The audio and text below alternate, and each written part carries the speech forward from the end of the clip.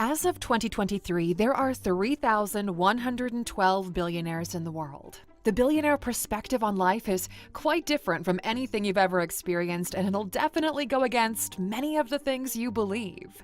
Here are 15 secrets only billionaires know. Welcome to alux.com, the place where future billionaires come to get inspired. Number 1. You don't usually get to $1 billion and still own 100% of your business. Jeff Bezos owns 12.7% of Amazon. Elon Musk owns 13% of Tesla. Bernard Arnault owns 46% of LVMH. Warren Buffett owns 16% of Berkshire Hathaway. Larry Ellison owns 35% of Oracle. You get the idea. Most millionaires are share protective. They guard their shares like hawks without realizing they're actually keeping themselves from accelerating upwards in a shorter period of time.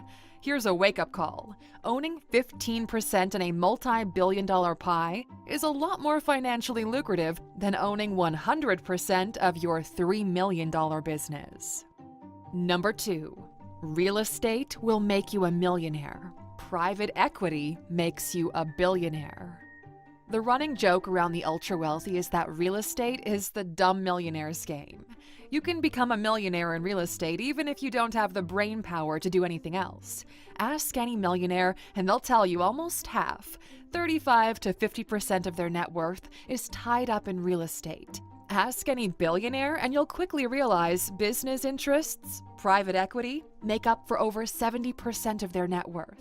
The most productive way to increase your net worth is by owning a business. Blow it up and then use the funds to buy pieces of other businesses and do it all over again.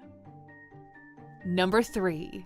Do not use your own money. Use someone else's to make yourself rich. You can literally earn your way to $1 million. There are plenty of jobs out there where if you put your head down, put in the years, stack those checks, you'll get to 7 figures. Doctors, lawyers, tech engineers, they all earn a ton of money from their salaries. But you cannot get to $1 billion the same way. Your financial life unlocks vertically when you realize you can use other people's money to make yourself rich. Here's how most billionaires do it. Step 1, they go to friends, family, banks, and angel investors with an idea that they're willing to go all the way to make it happen. They need $100,000 to start the business and give off 20% of the company. This values the company at $500,000. Their 80% share of this new business is worth $400,000, and we barely started.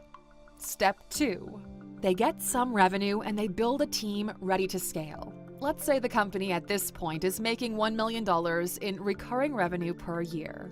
Step 3, they then go to some external investors and sell 20% of the business at a $10 million valuation, meaning they now have $2 million in cash and the remaining 60% of the company is now worth $6 million.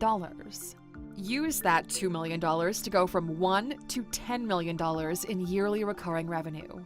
Step 5, you guessed it. You go to raise funds again, this time at a $100 million valuation. You sell 20% more of the business to get that $20 million. At this point, the 40% you're left with is worth $40 million. Step 6. You use the $20 million to develop a product for other companies and hire salespeople. This blows up your recurring revenue, and in 2 short years, your company is ready to go public.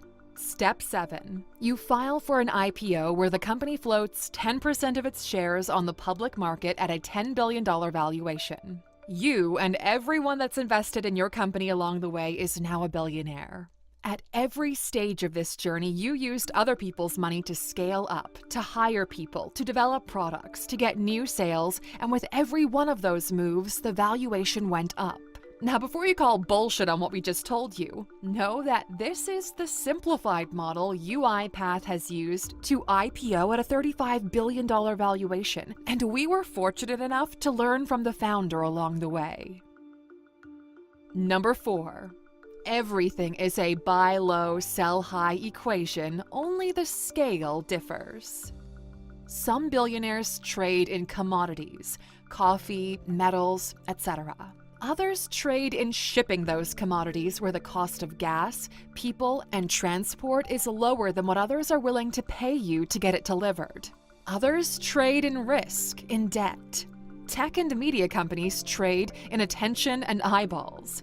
Buy them low, sell them high, use the profit to do it larger over and over again. Once you understand that every business is in the buy low, sell high business, the way you look at yours starts to change. There are two important things to optimize if you want to be rich. One, what your markup is, and two, what your scale is, meaning the number of transactions you're able to do. Amazon, as an e-commerce store, has tiny margins, but a lot of transactions. Tesla has incredible margins and a decent number of transactions. A business grows when one of three situations occur. One, you charge more and maintain the same number of transactions. Artists use this model. Two, you charge the same but increase the number of customers when fast food chains open up new locations. And three, you charge more while increasing the number of transactions. Luxury brands use this strategy, which actually made Bernard Arnault the richest man in the world.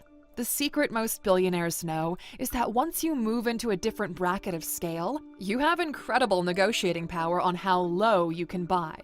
Only billionaires know that the profit is made at the point of purchase, not the point of sale. Number 5. Art is a preferred store of value that can easily be moved around. When you're that rich, most of your money is locked up in stocks, other businesses, or hard-to-move assets. You don't want to keep it in cash because at that scale, cash is losing 5 to 10% of its value year over year due to inflation. So where do high-net-worth individuals turn to? Art. Yep, they buy art in bulk, lease it off to museums around the world, or seal it off in shipping containers and use it as a bargaining chip. It's a lot easier to move $500 million in art than $500 million in gold or silver. Most people don't realize that blue chip art is one of the most profitable investments out there. Fine art is often referred to as the billionaire asset for a good reason. Actually, blue chip art not only performs incredibly well in high inflation environments like the one we're in right now, but it's traditionally consistently outperformed the S&P 500. According to a recent groundbreaking study from UBS, 62% of ultra-high net worth investors surveyed allocate a shocking 30% or more of their investment portfolios into art and collectibles. Now we know what you're thinking. Damn, these ultra-rich individuals getting an opportunity to invest in ways that average people just can't, because who has the money to buy a $5 or $50 million painting? Well, that's where our friends at Masterworks come in. Masterworks is a platform that allows everyday people to invest in multi-million-dollar paintings for just a fraction of the price. Instead of buying the entire painting, you can invest in shares of it, and once that painting is sold, the profits are split amongst the share owners. So far, those profits have been pretty impressive. Masterworks' last 3 art sales generated net returns of 10%, 14%, and a stunning 35%. Now, since Masterworks was kind enough to support our community and thousands of you have been successfully investing with them, go to alux.com/art right now or click on the link in the description. With it, you can skip their waiting list to join and start investing like the super wealthy today. Number 6. Stocks won't get you to $1 billion, and neither will luck. Stocks work well when you've got a large time horizon and a ton of money to start with.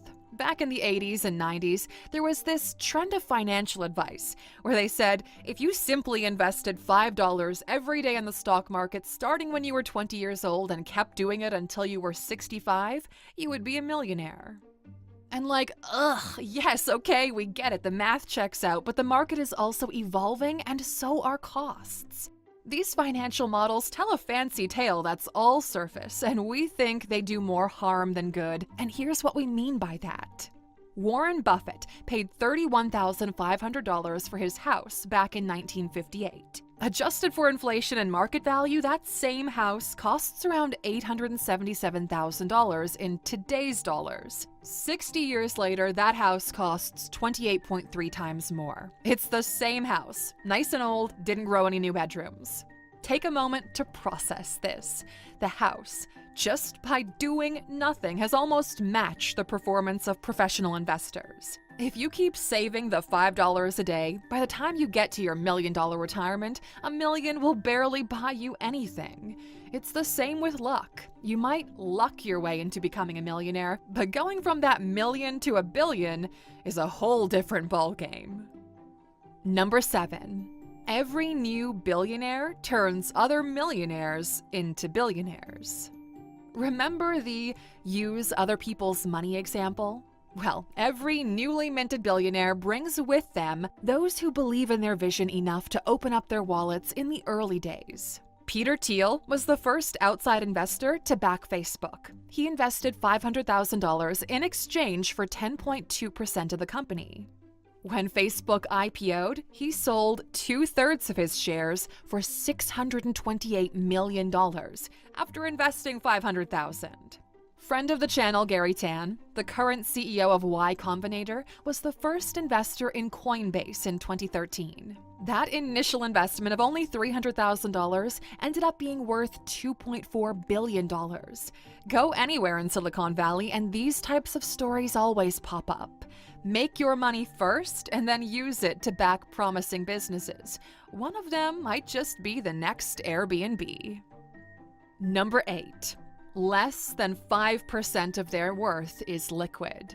Average people think the rich are hoarding resources. When they say billionaires, they picture Scrooge McDuck jumping into a vault filled with gold coins.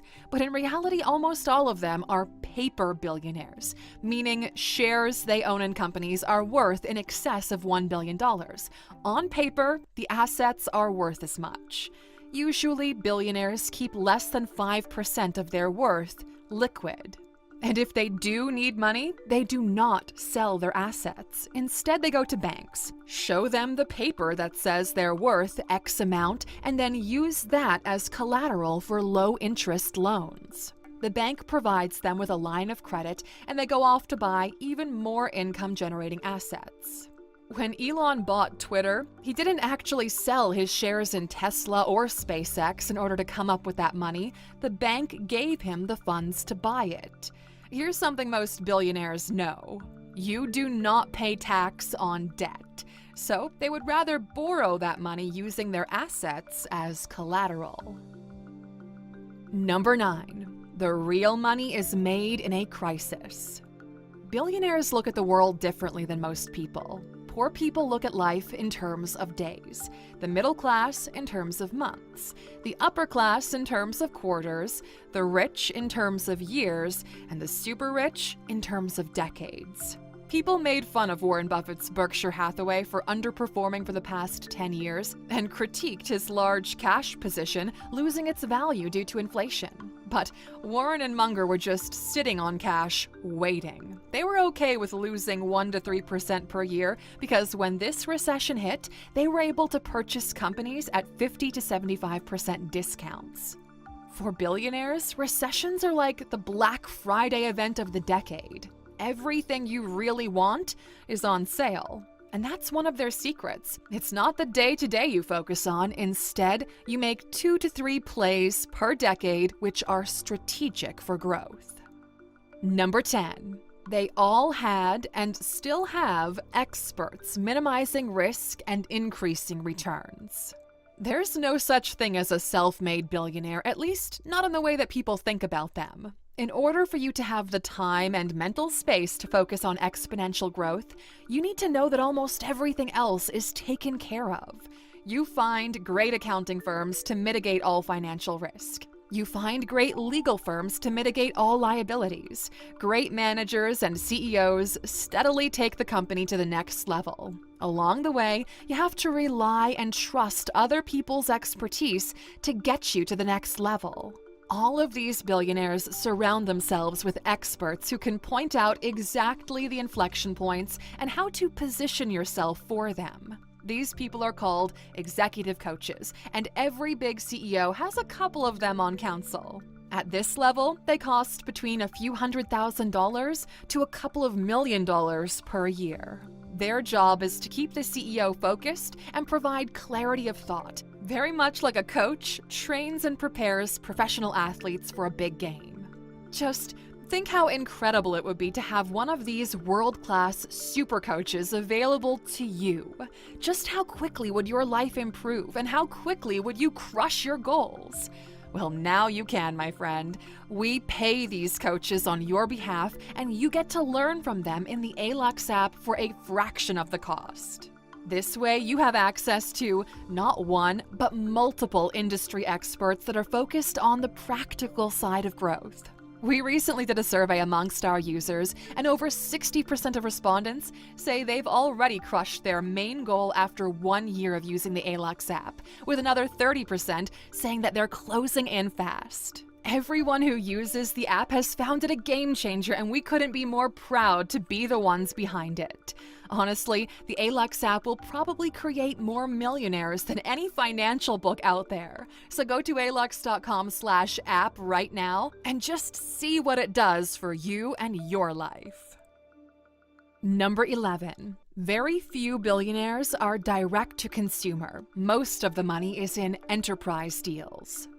You probably don't realize this, but Amazon's direct-to-consumer isn't actually profitable. A couple of days ago, we made a video on why Amazon is actually losing money on this front. Instead, Amazon's cloud infrastructure business, AWS, is printing cash. 35% year-over-year growth, over $80 billion per year in revenue. Almost the entirety of the internet is now hosted on Amazon's servers. A company is more comfortable to pay you $100 per employee that uses your service every month. Here's something interesting you might not know. Gmail is free for the average consumer, but for us as a business, on a monthly basis, we pay $10 for every business email we have with Google. Since we've got over 20 @alux.com emails for this business alone, every year, just for something like email, we end up paying Google thousands of dollars in recurring revenue, and we're just a small-sized company. Google is now bringing in $6.3 billion quarterly from its cloud services. That's a $25 billion per year business. As long as you do business, know that it takes the same amount of effort to convince a person to buy as it takes to convince a business. It's still one sale, but the difference in income is substantial. Most of you could actually earn 10 to 50 times more than what you do, but you're deploying effort on the wrong thing. Number 12. Most billionaires don't start from the bottom. Yep, we're going there. It takes a tremendous amount of work to achieve any form of financial success. These people have earned their way up to the top, but more often than not, the context was a little bit more favorable to them than you might think. Most of them had rich parents, access to high-level education, infrastructure, and a safety net if they failed, so they could risk it all a couple of times. Elon's dad was a multi-millionaire real estate developer who married a model. Jeff Bezos' parents gave him $250,000 to start the company. Bill Gates' mother comes from some serious money. The list goes on. Going from $0 to $250,000 takes years for most people. Not having to worry about where your next meal comes from is also what gives you an edge. What all of them have achieved is incredible, so the takeaway here should be, if you're in a position to have access to education, you have a device to watch this video on and access to Twitter, LinkedIn, where you can reach out to almost any professional in the world, please know that you're also not starting at the bottom. The bottom are the 2 billion people who don't have a phone or internet access. But if you're looking for a more controversial point, well, here it is. Number 13. Most industry tycoons get wealthy by exploiting slave labor where you can't see it, and the world doesn't really seem to care. The phone or laptop you're watching this on, the electric cars, scooters, drones, all electronic appliances like your fridge, smart TV, etc., they all use cobalt. Now, here's a recent picture of what's supposed to be an industrial cobalt mine in the Congo. The key word here is industrial. Because according to official documents from all the major tech players, not a single human being is supposed to be digging in these cobalt mines. The average adult gets paid less than $2 a day of bringing cobalt up out of the ground. They actually prefer to use children because they're smaller and cheaper for this kind of work. And none of this is new information. Here's a video of children in a cobalt mine from 6 years ago. As a developed society, we enjoy the comforts technology brings us because we're sheltered from the reality of what it actually takes to be produced, assembled, and shipped to you. And this is not just the tech industry. The International Labor Organization estimates that approximately 170 million children are used for production, although they are not old enough to